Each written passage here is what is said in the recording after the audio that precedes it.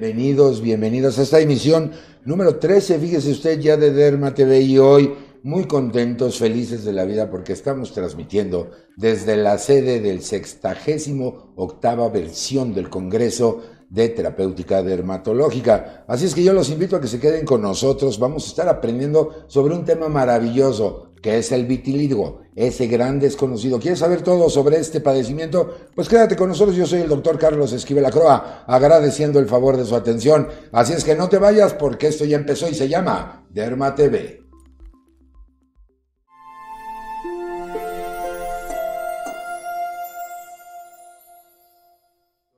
Fíjese, todo el equipo de producción se ha desplazado a esta sede maravillosa, este gran hotel que es el Camino Real en Polanco, en el mero corazón de la Ciudad de México. Y aquí se está llevando la 68ª versión de este congreso importantísimo sobre la terapéutica dermatológica, donde se han dado cita pues todos los especialistas certificados, agremiados y reconocidos también por este cuerpo colegiado maravilloso que es la Academia Mexicana de Dermatología. Así es que todo el equipo de producción, por supuesto, en los controles, el ingeniero Junior, a cargo del piso, nuestra querida Pulguita, cariñosamente Mari, y también en la producción, asistencia de video y audio, nuestro querido Edu, y también el Pulguito, nuestro querido Marco, por supuesto, bajo la capitanía y comandancia general del licenciado Alfonso Nolasco, creador y comandante en jefe, creador de este concepto llamado Derma TV. Y por supuesto, agradecemos y reconocemos el apoyo y la confianza de Farmapiel, esta empresa orgullosamente mexicana que lleva a cabo este espacio de educación donde lo único que queremos es darle información a usted confiable,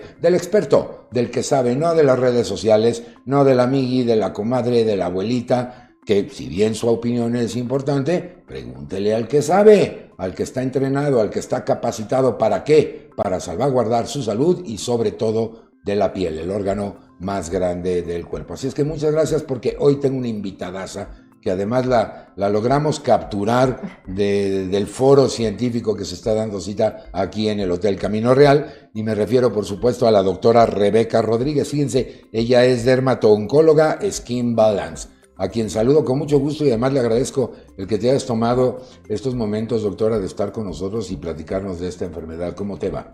Muy bien, muchas gracias Carlos por la invitación, gracias a Farmapiel, a Derma TV, es un placer para mí, sí, perdón por llegar corriendo, pero bueno, veníamos del congreso, pero muy feliz de estar aquí, muchas gracias. Al contrario, los felices somos nosotros, y sí, te vi que llegaste en safe. Así es este tipo de eventos académicos en los que todos los médicos participamos, pero mírala, ya la tengo aquí y lista para platicarle a ustedes de qué es este vitiligo. Así es que llamen a sus amigos, súbale el volumen a su dispositivo y dispuestos a aprender sobre esta enfermedad. Empecemos por el principio, Rebeca, si te parece bien. Claro, claro. ¿Qué es el vitiligo? Bueno, el vitiligo es una enfermedad crónica adquirida, es un trastorno de la pigmentación, donde lo que va a pasar es que empezamos con la pérdida de los melanocitos. Los melanocitos son las células que dan el color a la piel. Entonces, la teoría más aceptada es una teoría autoinmune donde hay un desbalance en el óxido reducción de las células. Esto quiere decir que las células empiezan a oxidar y nuestros mecanismos de antioxidación no funcionan de manera adecuada. ¿Qué es lo que pasa? Empieza a disfuncionar, el melanocito empieza a sufrir y finalmente muere. Hasta el día de hoy no existe una cura como tal, sin embargo están saliendo muchos nuevos tratamientos para contrarrestar la progresión. Pero esto es una enfermedad crónica donde vamos a perder esas células que nos dan nuestro tono de piel. Aquí hay dos elementos que me parecen muy relevantes de lo que nos acabas de mencionar. Si bien es cierto, la literatura nos dice que no hay una causa bien identificada. Eso a los médicos nos diría hablar de un síndrome. Sin embargo, no, está catalogada como una enfermedad. Y en este sentido, hablamos de una inmunomediación, ¿no? Esto quiere decir que la apoptosis celular se acelera o hay un daño directo sobre la estructura normal de la célula. ¿Qué es lo que pasa? Porque vemos que hay una muerte o desaparición de melanocitos con la consecuente ausencia de melanina, que es el pigmento de la piel, y entonces se presenta este problema. Se activan varias vías a nivel celular donde lo que va a pasar es que va muriendo justamente el melanocito. Digamos que queda intoxicado en el aumento del peróxido que va a haber a nivel sérico de los pacientes con con vitiligo y entonces todas las cascadas celulares de daño, digamos, se activan y nuestra inmunidad deja de reconocer estas células como propias y las ataca. Esto quiere decir que entonces es un daño directo a la estructura y funcionalidad del melanocito. Sí, se podría decir así. Podríamos decirlo que sí. Ahora, el segundo elemento que mencionaste, y no menos importante, es, ¿esta es una enfermedad, se cura o se controla? Se controla. Primero se inactiva, porque digamos que eso es lo más importante, evitar que siga progresando, que no avance. Y una vez que la tenemos inactivada, lo que tratamos es de que se repigmenten estas lesiones. Afortunadamente cada vez lo hacemos con mayor éxito, a veces en algunos pacientes más o menos de un 10 a un 20% de los pacientes no van a repigmentar a pesar de todos los esfuerzos. Sin embargo, pues un número importante logramos por lo menos inactivarla y que disminuyan el tamaño de las manchas. Ahora sabemos que las características de este padecimiento es con base en aparición de manchas blancas, ¿no? De parches blancos. Pero en este control de la enfermedad nos queda claro, evitamos el avance de la misma. ¿Estas manchas se vuelve o se puede lograr que se repigmenten o quedan ahí ya, digamos, no es una cicatriz, pero queda esa evidencia para siempre? No, hay pacientes que logramos que se repigmenten al 100% y que no se note para nada, porque efectivamente, a diferencia de una cicatriz, esto es nada más un cambio en el color de la piel. Entonces, cuando logramos que otra vez tome su color, parece que jamás hubiera pasado nada. Eso es una maravilla. Ya estaremos platicando un poco de todo este espectro, esta cosmogonía, le digo yo a mis estudiantes, del espectro terapéutico que se puede hacer siempre de la mano de un especialista. Y aquí quiero aprovechar para decirles a todos ustedes, no tenemos que creer en productos milagro. Estamos invadidos de personas que tienen productos de todo tipo, que curan todo tipo de enfermedades. No, usted tiene que ir de la mano del experto, en este caso del dermatólogo, por supuesto como la doctora Rebeca Rodríguez, y que le prescriba, primero que le diagnostique certeramente qué es lo que usted padece, si se trata de vitiligo, y por supuesto el tratamiento adecuado. Rebeca, en este sentido, ¿cómo andamos de numeralia? ¿Hay una predisposición por sexo, por edad, o aparece en cualquier momento de la vida? ¿Qué opinión te merece? Es más común en pacientes jóvenes. Se supone que el 80% de los pacientes que padecen vitiligo lo desarrollan antes de los 30 años. Entonces, un alto porcentaje es pues a una edad temprana de la vida, alrededor de la segunda década de la vida. No, pues gente muy joven. Muy joven. ¿No? Y también sabemos que uno de los factores desencadenantes pues es el estrés o todos los trastornos psicoemocionales de esto, independientemente de la falla del sistema inmune, por supuesto, ¿no? Claro. Pero, y ahora vemos, o al menos la estadística internacional nos muestra, que estamos en sociedades cada vez con mayor nivel de estrés, con mayor nivel de ansiedad o de trastornos psicoemocionales. ¿Cuál sería tu primera recomendación en este sentido? Porque los que estamos de este lado es muy fácil decir, pues usted esté tranquilo, no se estrese, viva la vida, pero cuando lo vivimos, Rebeca, en el día a día, esto se complica muchísimo. Definitivamente, yo les pido a mis pacientes que busquen ayuda psicológica, o sea, que tomen terapia, que se deje de estigmatizar.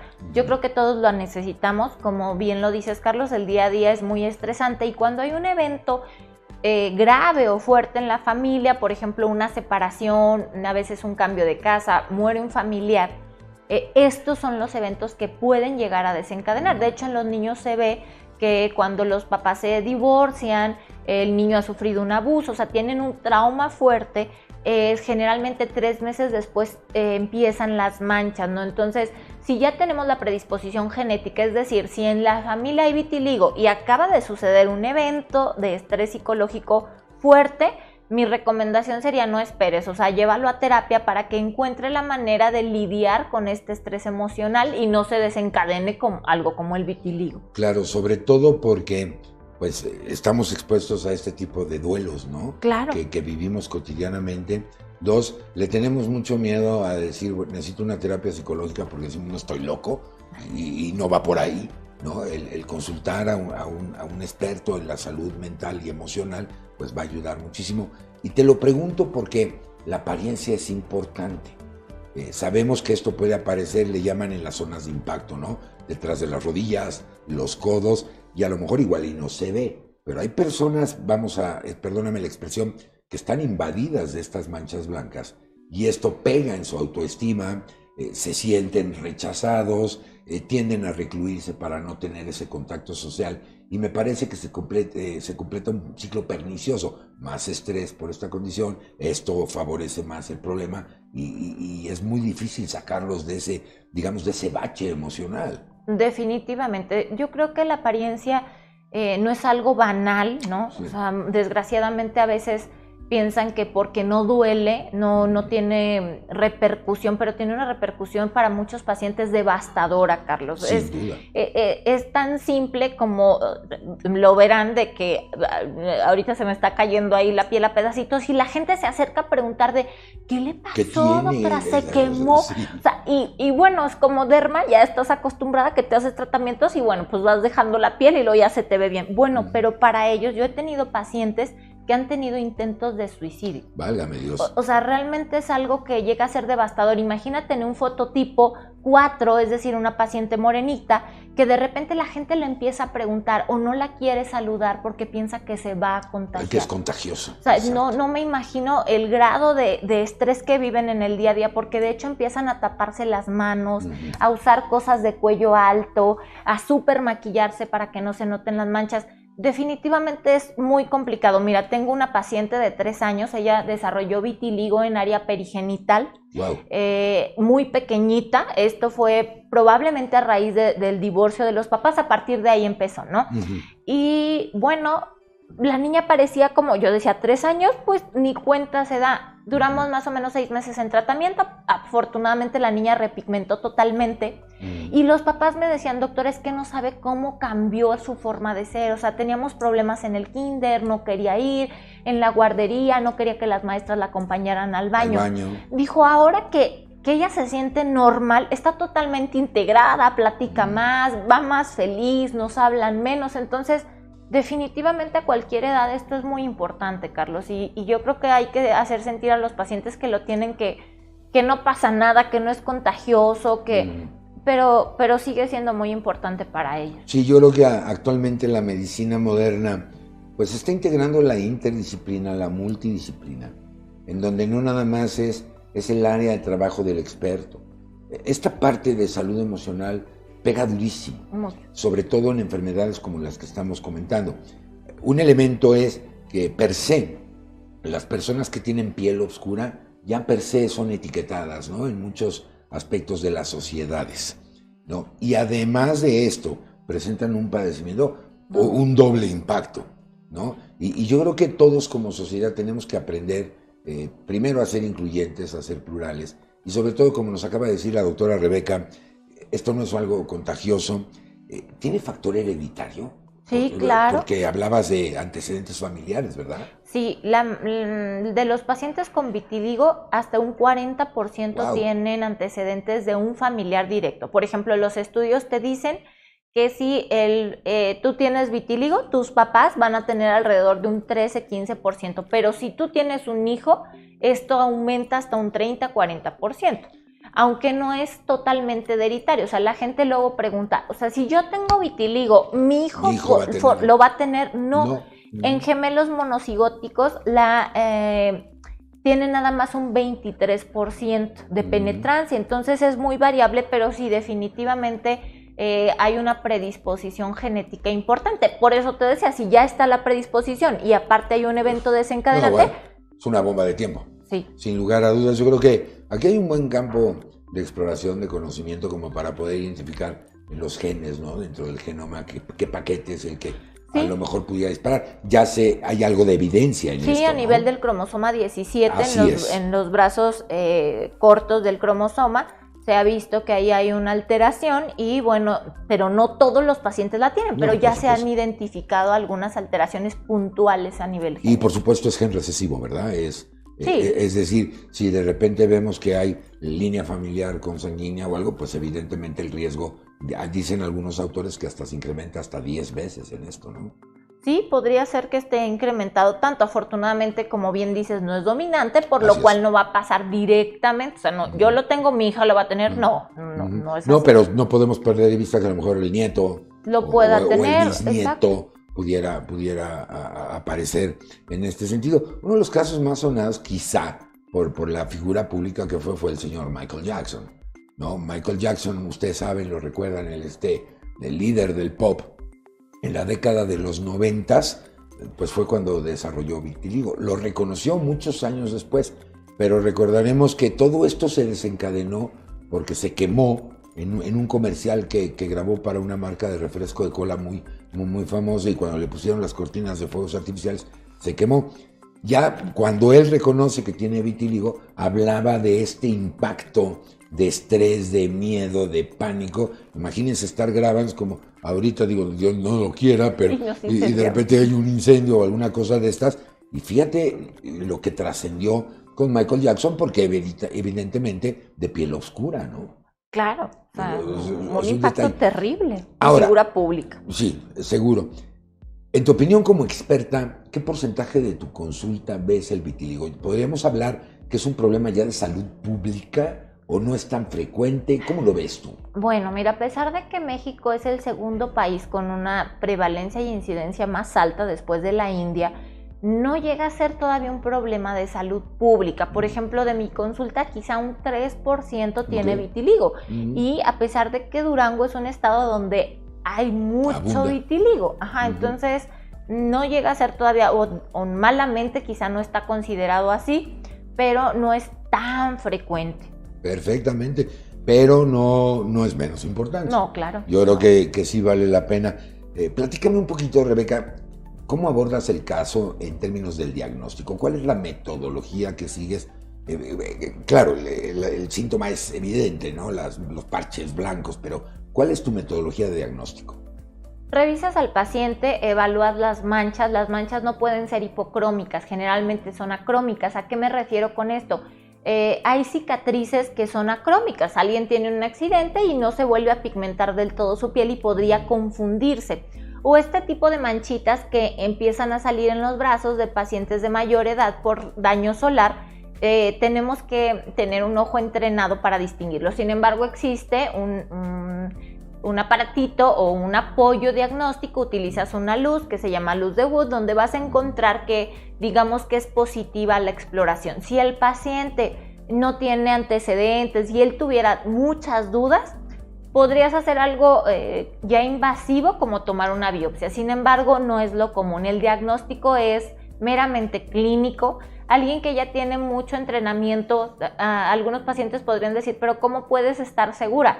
Porque me dedico a esto, ¿no? Sí, yo vivo de ¿no? ver pacientes, sí, exacto. Entonces, claro, es muy difícil que te puedas confundir con otra enfermedad. Ves los patrones de distribución, cuándo empezó, dónde están localizadas las manchas, que son totalmente blancas.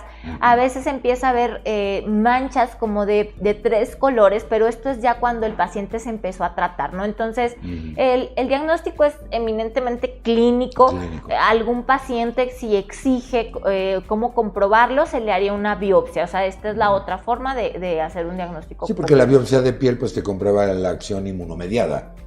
La ausencia de melanocitos. La ausencia de melanocitos, ¿no? Y en este sentido es importante. Ahora, hablan de la terapia. ¿El dermatoscopio se convierte también en herramienta para el diagnóstico? ¿No es necesario? Si tienes duda o no estás tan seguro, bueno, lo puedes utilizar, pero realmente es más de ojo clínico, definitivamente. Y sobre todo la anamnesis, ¿no? Que te va a dar el paciente, que hubo un evento que fuerte, tiene familia, o que tiene familia con claro. estos antecedentes. Ya de ahí ustedes van concatenando en la posibilidad de un presuntivo de vitiligo, ¿no? Así es, Carlos. Okay. Sí. Más o menos cuando tú estableces la terapia, Rebeca, ¿en cuánto tiempo empiezas a ver un avance positivo? ¿En cuánto tiempo puede retrasarse el avance de la enfermedad?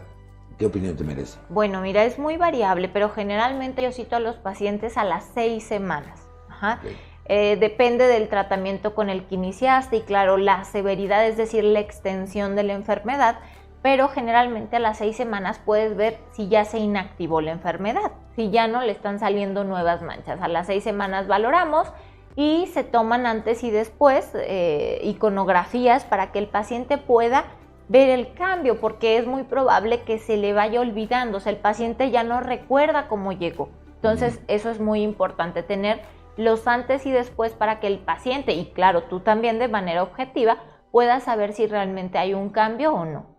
Correcto. Bueno, pues usted nos acaba de sintonizar. Estoy platicando con la doctora Rebeca Rodríguez, dermato-oncóloga Skin Balance, desde la sede en la Ciudad de México, en el Hotel Camino Real, de esta 68ª versión del Congreso de Terapéutica Dermatológica. Ahorita le vamos a preguntar a la doctora que nos platique un poquito de este evento. Estamos platicando sobre el vitiligo, ese gran desconocido, y que ya nos dijo nuestra experta de esta ocasión, que pues que no lo es tanto, si bien su prevalencia es baja, pero ahí está presente y no podemos perderlo de vista. Algo que de repente algunas personas nos comentan es si estas manchas predisponen a una infección bacteriana de piel o de hongos o algún otro parásito, o simplemente es la pérdida de coloración, digamos. Es solamente la pérdida de coloración. No te predispone a ninguna otra enfermedad contagiosa de ningún tipo. Te predispone a que tengas más daño solar porque no tienes melanocitos que te protegen de la luz. Tengo 2 minutitos, si me informa producción, si voy a pausa, voy a corte. 2 minutitos, platícame sobre la fototerapia, por favor. Ok.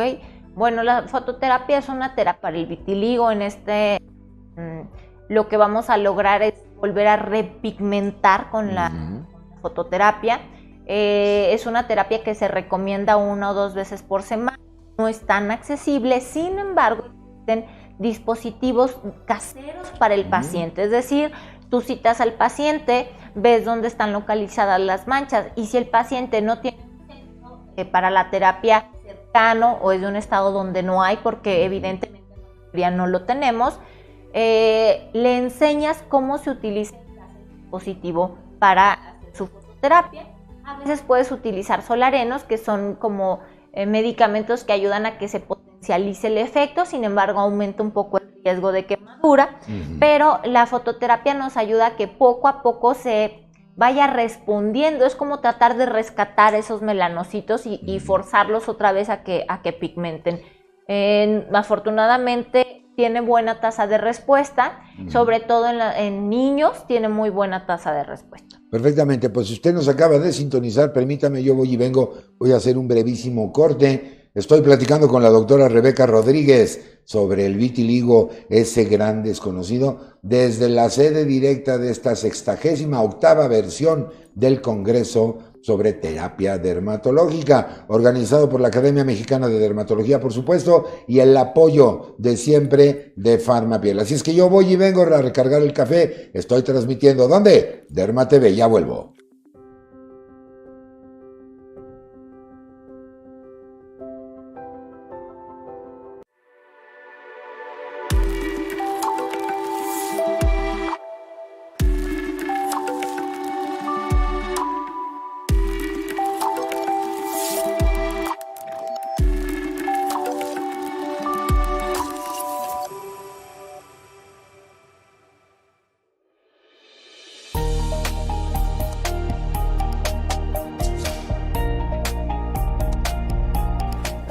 No podemos hablar de Ditroxal sin hablarnos un poquito de la historia del Dr. Wang, que es el médico pesquisador del Lanzhou Institute of Biological Products y que es el idealizador del Ditroxal.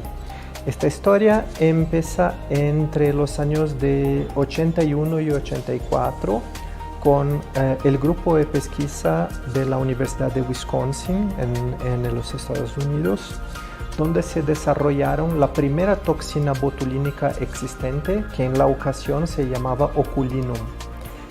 En el desarrollo de esta toxina oculinum, el Dr. Wang participó con sus publicaciones y con su producción científica con Clostridium. Y como mérito por su participación en esta pesquisa, recibió de la Universidad de Wisconsin las mismas cepas que desarrollaron el oculinum, las cepas Hall A, para que pudiera desarrollar también un producto propio en su laboratorio en la República Popular de la China. Y la idea del Dr. Wang en la ocasión no era simplemente copiar el oculinum, pero intentaba mejorar oculinum porque ya tenía entendimiento que había algunas limitaciones en la formulación del oculinum. Y la idea era producir una toxina con un excipiente distinto, libre de albúmina humana y que pudiera recibir una certificación Priones libre, una certificación Prions Free, que fuera libre de lactosa y totalmente distinta de lo que existía en el mercado en la ocasión. Y así empezó sus trabajos en el laboratorio y entendió que realmente la presencia de la albúmina, no solo por el riesgo de transmisión de doença por priones, pero también por la presencia de la cisteína, que es un aminoácido que puede desnaturalizar la toxina botulínica por quebrar las puentes disulfeto de la toxina botulínica. Entonces desarrolló un excipiente innovador constituido por una gelatina bovina, dextrana y sacarosa, totalmente libre de albúmina y libre de lactosa. Esta es la idea, utilizar entonces la misma cepa Hol A, pero con un excipiente innovador. Entonces el ditiroxal tiene, en resumen, características muy parecidas con la toxina 1 botulínica, que es la evolución del oculinum que tenemos hoy. Entonces una toxina de 900 kilodaltons, con un contenido proteico de menos de 5 microgramas para cada 100 unidades. Tiene este excipiente innovador que le trae una característica que debe ser almacenada en heladera y no congelada, como se hace, por ejemplo, con la ona botulínica. Y así el ditiroxal está en el mercado hace más de 25 años y tenemos una buena cantidad de estudios clínicos, estudios que comparan principalmente con la toxina 1 botulínica, que es la referencia, pero también con abobotulínica, incobotulínica, y los resultados son muy positivos para el ditiroxal, que al menos tiene eficacia y seguridad pareja con la toxina referencia y una proporción de dosis de 1 para 1. Entonces lo que están acostumbrados a utilizar la toxina 1 botulínica pueden utilizar el ditiroxal con la misma lógica de utilización. Una unidad de una botulínica es lo mismo en efectividad de una unidad de ditiroxal.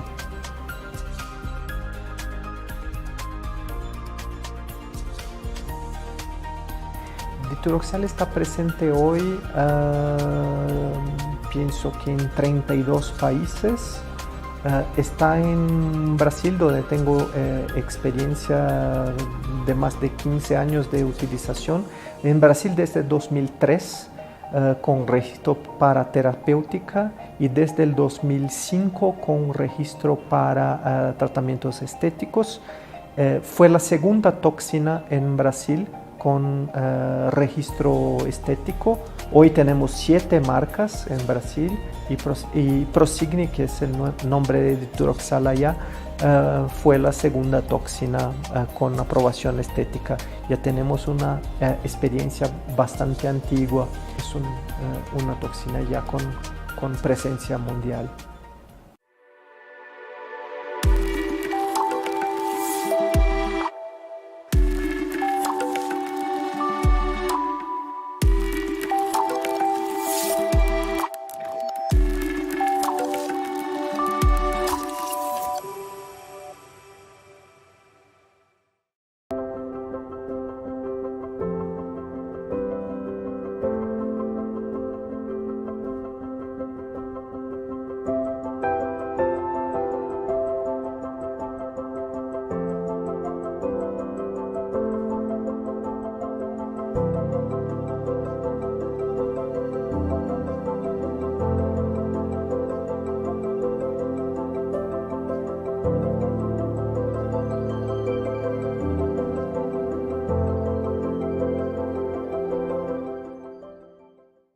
Eso aquí en Derma TV, esta emisión número 13, y con mucho gusto, muy contentos de saludarlos, de que estén con nosotros, porque recuerden que este programa está hecho por ustedes, para ustedes, pero sobre todo con ustedes. Gracias al apoyo de Farmapiel, donde lo único que pretendemos es tener un espacio de información, por qué no decirlo, de educación, de análisis, de contacto entre ustedes, los expertos y todo nuestro equipo maravilloso de producción. ¿Para qué? Simplemente para llevarle información confiable. Yo les pido, por favor, ayúdenos a compartir estos videos, esta información que seguramente resultará de utilidad. Y este día, particularmente estoy platicando con la doctora Rebeca Rodríguez desde la sede aquí en el Hotel Camino Real en Polanco, de esta 68ª versión de este congreso sobre terapéutica dermatológica, organizada por supuesto por el cuerpo colegiado, la Academia Mexicana de Dermatología, y con el apoyo de Farmapiel, sin duda alguna. Y platicamos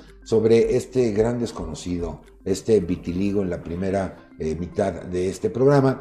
Ya nos platicabas, Rebeca, ese contexto, qué es, cómo se diagnostica, cómo se trata, bajo qué circunstancias aparece. Y antes de irnos a la pausa hablábamos de la fototerapia, ¿no? Que ya puede ser una tecnología que puede estar disponible para que el paciente lo haga en casa, claro, bajo la supervisión y la asesoría de ustedes. Pero algunas otras alternativas terapéuticas, por ejemplo el láser, ¿está indicado en este caso? Existe algo que se llama láser excimer, que es un láser que se utiliza, es un dispositivo de consultorio y que el paciente puede acudir 2 veces a la semana o 3 para que se le aplique este tipo de aparatología, y lo haces en el consultorio. Algunos médicos que vemos vitiligo lo utilizamos. En mi experiencia tiene mejores resultados cuando las lesiones están en cara o son en niños pequeños. Tiene muy buenos resultados y que no son de una gran extensión. Esto es importante decirlo porque pues, es un proceso ya ambulatorio, es decir, se hace en el consultorio. Y algunos amigos o amigas de la audiencia pudieran pensar que estrictamente se necesitaría ir a una cuestión hospitalaria.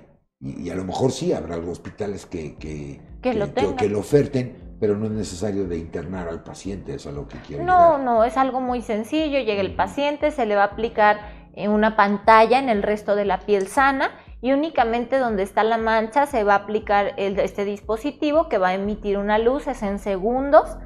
Lo que dura realmente son segundos. Tú vas calibrando los segundos según la respuesta de eritema que tenga el paciente. Es decir, ¿cuál es la mayor complicación que puede llegar a tener un paciente? Que al siguiente día les arda un poquito o que permanezca rojo, o sea, rojiza la piel 1 o 2 días. Depende de la duración, justamente vamos aumentando cuánto es el tiempo que se le va dando de láser a cada manchita, pero es algo ambulatorio, sale el paciente, generalmente no tiene ningún dolor, ninguna molestia. Quiero pensar que en este sentido la precaución con respecto a la radiación ultravioleta pues toma muchísima relevancia. ¿Está recomendado el uso de bloqueadores solares o algún tipo de estas cremas? Claro, los pacientes con vitiligo van a carecer de esta protección natural que nos dan las células, los melanocitos contra la luz, y necesitan estar siempre con su pantalla mineral. Existen algunos tratamientos donde necesitas exponer la piel algunos minutos al sol. Sin embargo, la recomendación es que el paciente siempre tenga una fotoprotección adecuada y también protección de barrera, es decir, que utilice sombrilla, sombrero y que no se exponga de manera directa al sol. Ahora, siempre que hablamos en cambios en la pigmentación en la piel o de hiperkeratosis o de alopecia, pues no podemos soslayar algunos diagnósticos diferenciales sobre alguna endocrinopatía. En este caso, antes de llegar al diagnóstico de vitiligo, ¿hay relación, por ejemplo, con desequilibrios hormonales de algunas otras glándulas tiroides o de glándulas adrenales que pudieran predisponer este problema, o definitivamente no tiene ninguna relación? Sí, hay, como decíamos, esta enfermedad es autoinmune y está relacionada con otros procesos autoinmunes como alteraciones tiroideas, alteraciones neurosensoriales. Sí existe relación con otros, afortunadamente es los menos de los pacientes. Sin embargo, si tienen algo que es un síntoma que te haga sospechar, estás obligado a descartar que no tengan una alteración de endocrinopatía asociada al vitíligo definitivo. Correcto, y sobre todo también entidades como por ejemplo el lupus o la esclerosis múltiple pueden dar en consecuencia vitíligo. ¿Cómo lo ves tú? ¿Has visto alguna cosa de estas? No, la esclerodermia en realidad da una despigmentación de la piel como en sal y pimienta. Quiere decir que se ve la piel como manchadita, va a tener... Salteada, digamos. Exacto, pequeños pedacitos de piel blanca y entonces pudiera confundirse. Igual que las manchitas que salen en los antebrazos, sin embargo... que se tenga una relación directa o que esto esté estudiado con lupus o alguna otra como esclerodermia, afortunadamente no. Qué bueno, porque si de por sí es complicado ahora con una situación de estas, me imagino que sería un verdadero desastre. Claro. Ahora, la dieta, ¿no? Sabemos que en la dieta hay muchos componentes fotosensibles a esto. No sé si hay alguna relación, ¿recomiendas algún tipo de alimentación en particular? ¿Cómo lo ves? Un tipo de alimentación especial no, sin embargo todo está relacionado con el proceso como inflamatorio, ¿no? Lo ideal sería tener una dieta saludable y que sea lo menos proinflamatoria posible, o sea, es decir, muchas verduras, frutas, poca azúcar, sería como lo ideal.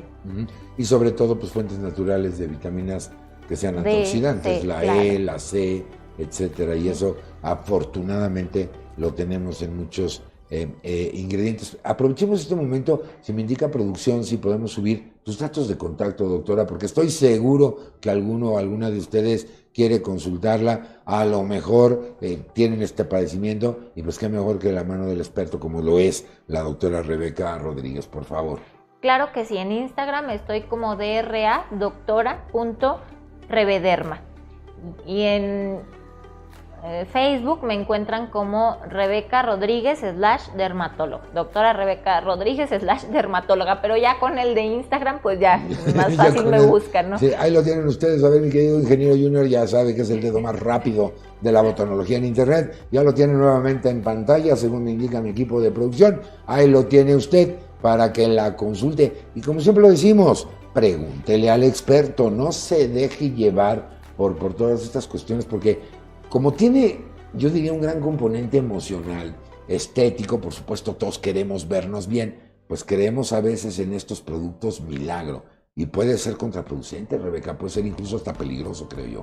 Claro, efectivamente, los pacientes a veces usan esteroide sin una supervisión médica y pueden tener repercusiones como el Cushing que decías, es una absorción del medicamento debido al gran uso, a la extensión donde lo aplican, son estas cremas tricomponente que desgraciadamente se venden sin receta médica, ¿no? Yo creo que debería ser algo regulado, se necesita una receta médica, no es una crema, es una pomada, es un medicamento para la piel. Y si se lo pones, por ejemplo, a niños chiquitos, llegan con Cushing, ¿no? O sea, los bebés con alteraciones endocrinológicas por el uso de la pomada de forma indiscriminada. No, y recuerden ustedes, mencionarles los esteroides derivan de una molécula que se llama colesterol, que todos conocemos. Del colesterol luego vienen las formas anilladas, el ciclopentano perhidrofenantreno que aplicamos o aprendimos siempre en la formación profesional. Y como es grasa, recordemos que todas nuestras células, todas, su membrana celular es una doble cadena de fosfolípidos. Esto significa que entonces cuando usted pone en exposición grasa con grasa, atraviesan la membrana celular, por eso se pueden absorber muy bien en piel.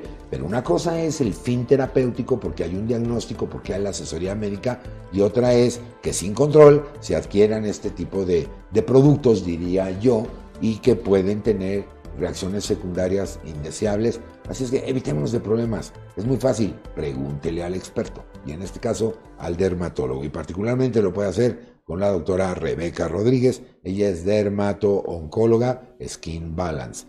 Ahora, Rebeca, déjame abordar un poquito de lo que ha sido este congreso. ¿Tuviste participación en el programa académico? Cuéntanos cómo te fue, cómo lo ves, porque yo noté un poco la sensibilidad de los colegas ya ávidos de volver a tener esta atmósfera de convivencia, de análisis, que estuvimos muy separados por la pandemia, y a pesar de eso la academia siguió con sus eventos académicos. Sí, bueno, estamos muy contentos de poder estar otra vez como a puertas abiertas totalmente, no con los eventos. Fueron años complicados los de la pandemia. Disminuyó, pues claro, el número de asistentes, se cancelaron muchos, otros doctores tenían miedo de asistir, pero afortunadamente hemos visto una muy buena respuesta, están contentos. Hubo un precongreso, o sea, empezó desde el día martes con el precongreso, entonces digamos que ya vamos a la mitad. Se abordaron temas de todo, ¿no? Tanto de estética como de oncología, como de prevención para la protección solar, y vemos muy contentos a los médicos. De hecho, quizá la área de oportunidad que nos están mencionando es que eran espacios relativamente reducidos para el número de médicos que asistió. Es decir, tuvimos muy buena respuesta y entonces teníamos que estar poniéndoles más sillas para que se sentaran. Claro. Las sesiones de vitiligo estuvieron llenísimas y tuvimos que hacer, o sea, uso de todas las sillas que estaban por ahí para que pudieran sentarse los médicos. Así que estamos muy contentos de la respuesta. Qué bueno, y nosotros más contentos de estar con ustedes dando cuenta a través de Derma TV de lo que está sucediendo aquí. Y bueno, qué bueno que se tengan que poner más sillas, porque eso quiere decir que se rebasa la expectativa. Y mire, en los congresos siempre llega a pasar, porque bueno, se puede pues pensar en un aforo, en una asistencia, y de repente vemos que está nutrida la convocatoria, y pues nos ponen a temblar a todos los comités organizadores de estos eventos, ¿no? ¿Tú diste alguna plática en particular? Sí, di tratamiento de melasma. Okay. Que ya hemos platicado contigo hablamos anteriormente, de melasma, el famoso paño, ¿no? El famoso paño. Sí. Hablé también sobre acné, otro problema, ¿no? Sí. Muy, muy común. Y justamente hablé sobre terapia para vitiligo. Tratamiento de vitiligo también hablé. Sí, y un poquito lo que pude percibir, tuve la oportunidad de acercarme con algunos colegas, es una entidad que interesa mucho. O sea, ahí está despierto el interés médico, y decíamos, ya nos comentabas, que a pesar de una baja prevalencia, pero el médico lo tiene en el radar, valga la expresión. Claro, o sea, es un coco, ¿no? O sea, claro, definitivamente, o sea, tratar vitíligo no es fácil. De hecho, muchos colegas lo derivan directamente, ¿no? Si vas a un dermatólogo que es más cosmético que clínico, ni siquiera se va a meter en este rollo de que si le vas a dar un inmunomodulador, que si el paciente se deprimió, que directamente te van a decir, ve con fulanito. O sea, entonces, los que sí nos toca ver la parte médica, así es. Tenemos que estar actualizándonos qué es lo más nuevo, cómo puedes tratar al paciente, las nuevas moléculas que hay, si son accesibles, cómo las puede obtener el paciente. Entonces, yo creo que lo que representa un reto terapéutico siempre va a ser de interés para nosotros. No, por supuesto, y sobre todo porque pues, los médicos debemos de estar en esta carrera del aprendizaje diario. Es decir, esto nunca termina, la actualización es constante. Lo que ayer era verdad, probablemente hoy es mentira. Exacto. ¿No? El conocimiento ya lo derivó, lo transformó, lo cambió, y nosotros debemos estar en ese sentido. Ahora, Rebeca, el vitiligo podemos considerar una enfermedad local desde el punto de vista órgano de impacto, que es la piel, o hay evidencia de que pudiera derivarse a una falla orgánica o multiorgánica, o que pueda tener consecuencias en otros sistemas del organismo. Afortunadamente no. Quizá el mayor riesgo sería que los pacientes que no usan fotoprotección desarrollaran un cáncer de piel, y esto obviamente va a impactar de forma sistémica. Sin embargo, los pacientes con vitiligo no tienen como otra diana que no sea la piel, ¿no? La piel. Ahora, déjame preguntarte algo que alguna vez me comentaste y que generó mucho impacto en la audiencia, y es lo siguiente: tenemos como que la idea de que utilizar fotoprotectores o bloqueadores solares es solamente cuando nos vamos a la playa. Y recuerdo perfectamente que tú dijiste, no, esto debe de convertirse incluso hasta en un uso cotidiano, aunque no estemos en la playa. Retómame el punto, dale una sugerencia a nuestra audiencia en este sentido, porque sigue esa idea de que voy a la playa, uso el protector solar, y ya nos dijiste que no necesariamente, ¿no? Necesitamos utilizar el protector solar diariamente, ¿no? tan importante como lavarte los dientes, ¿no? Si no quieres perder los dientes a los 40 años, pues hay que lavárselos 3 veces al día. De igual manera, nuestra piel necesita fotoprotección, es la principal causa, por ejemplo, del envejecimiento, del paño.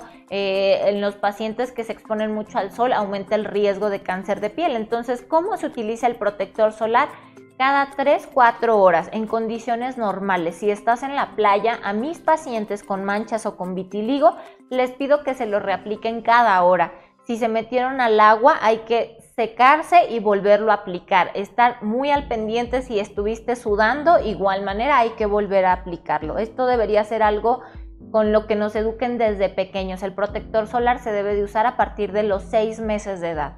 O sea, es un accesorio que debe de estar con nosotros cotidianamente, ¿no? Claro, Carlos, o sea, la pregunta que más hacen es, doctor, es que ¿qué me pongo para no envejecer? Exacto. Protector solar. Exactamente. Mire usted, un protector solar y nos va, de por sí seguimos siendo unos chamacos, pues nos vamos a ver mucho. De 15. De 15 años, ¿no? Qué maravilla. Ahora, en este sentido del protector solar, de hábitos, por favor recuérdanos también el tiempo lógico de exposición solar, porque yo estoy sorprendido ahora que pasó el periodo vacacional, personas tiradas al sol por más de 1 o 2 horas, muchos lo dicen hasta en forma chusca como lagartijas, sin medir quizá la consecuencia. Algunos hablan, es que yo me quiero broncear, otros unas quemaduras gravísimas. ¿Cómo lo ves? Pésimo, yo no les recomiendo ni siquiera 10 minutos de exposición solar directa. Tenemos cierto contacto con el sol, así es que la vitamina D va a estar presente, y si no, en todo caso prefiero suplementarlos con vitamina D que exponerlos de forma directa al sol. Hay autobronceadores que son pinturas que pueden utilizar sin exponerse al sol. Sin tener ese riesgo. Y mire, con la iluminación que tenemos aquí en Derma TV, la doctora y un servidor ya estamos casi en una cámara de bronceado. Pero ahora déjame preguntarte sobre 2 alternativas terapéuticas. Hay algunos reportes por ahí del trasplante de melanocitos. A ver qué opinión nos puedes compartir. Y el otro, esta molécula de la monobenzona. Si tienes alguna opinión al respecto. Bueno, del trasplante de melanocitos lo que se hace son pequeños microinjertos. ¿Qué es esto? En las manchas están blancas por el vitiligo, se va aplicando pedacitos de piel sana. Entonces, esto hace que se empiece a pigmentar curiosamente. O sea, estos pequeños microinjertos van a hacer que se empiece a pigmentar el resto de las manchas. No queda exactamente, cuando me preguntaba si hacían cicatrices o no los pacientes, cuando tú haces que una mancha se repigmente por tratamiento tópico sin hacerles ningún procedimiento quirúrgico, no deja cicatriz. Sin embargo, si los pacientes eligen estos pequeños injertos de piel, se va a quedar una cicatriz. Evidentemente se va a notar menos la mancha blanca. Sin embargo, va a haber pequeñas cicatrices que sí van a ser evidentes. Ajá, así es que usted tendrá que decidir color o la cicatriz del microinjerto, ¿no? Así ahora, del uso de la monobenzona.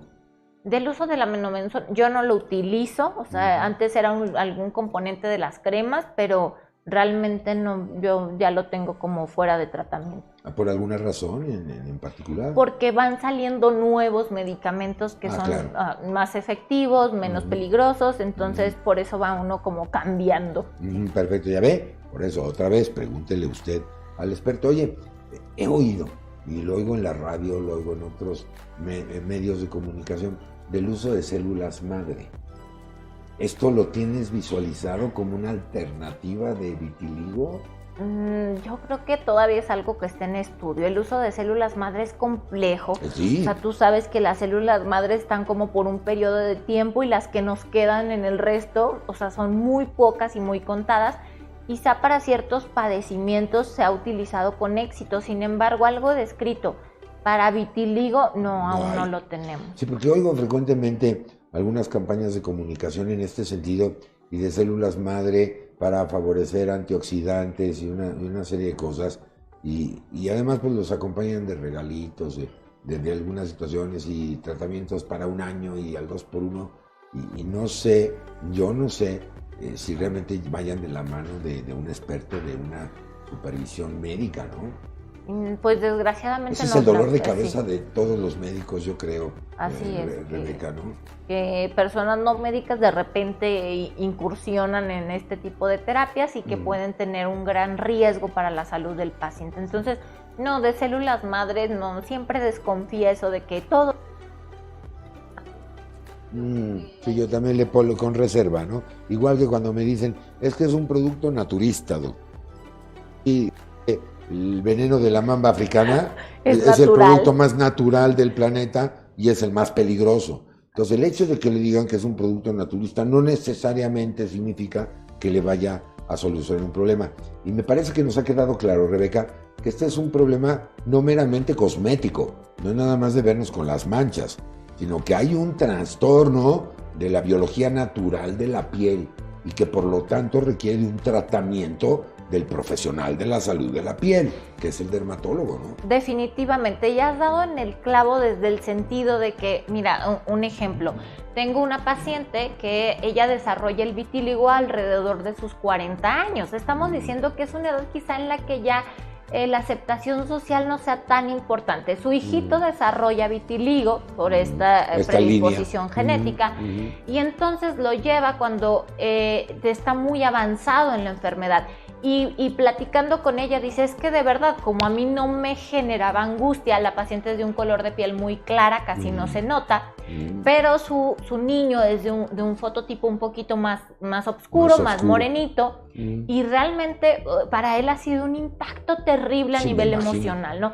Claro que la mami, o sea, yo entiendo que jamás fue como que lo descuidara, simplemente ella decía, bueno, a mí no me ha afectado tanto, afortunadamente hay pacientes que no se nos deprimen, que lo ven como, bueno, o sea... Sí, lo aceptan bien, lo asimilan bien. Exacto, pero para un adolescente... bueno. Están en la edad donde la aceptación social es súper importante. Entonces, si tienes un hijo con vitíligo, por favor, llévalo a tratamiento. Si lo haces antes de que tenga 1 año de que empezó con las manchas, lo más probable es que lo puedas revertir o puedas detener la progresión. Entonces, es súper importante hacer énfasis en esto, Carlos. Sí, no, sin duda. Sobre todo los adolescentes con acné, que ya también tuvimos oportunidad de comentarlo, con vitiligo, con estos padecimientos que además del componente orgánico tienen este componente emocional. Ahí está la recomendación de la que sabe. Sobre todo en los chiquitines, si usted ve que se están presentando este tipo de situaciones, acuda con el especialista. Afortunadamente tiene solución. Se puede controlar, se puede evitar que avance y sobre todo se le puede apoyar en el desarrollo psicoemocional de esa personita. Pues Rebeca, nosotros ya nos vamos. Ya me está diciendo producción, no sin antes agradecerte el que te hayas tomado este espacio dentro de este congreso maravilloso de terapéutica dermatológica y que hayas venido a platicar con tu servidor, con nuestra maravillosa audiencia, con todo el equipo de producción. Muchas gracias. ¿Alguna conclusión, recomendación final que nos quieras compartir? Bueno, antes que nada les doy las gracias. Gracias muchachos, gracias Carlos, gracias Farmapiel, gracias DermaTV.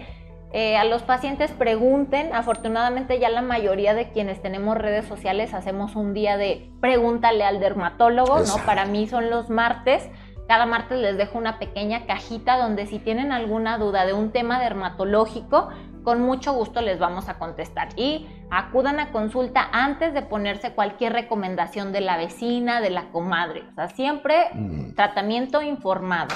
Sí, mire, la opinión de la amigui, la comadre, la tía, la abuelita es valiosa, pero es eso, es una opinión.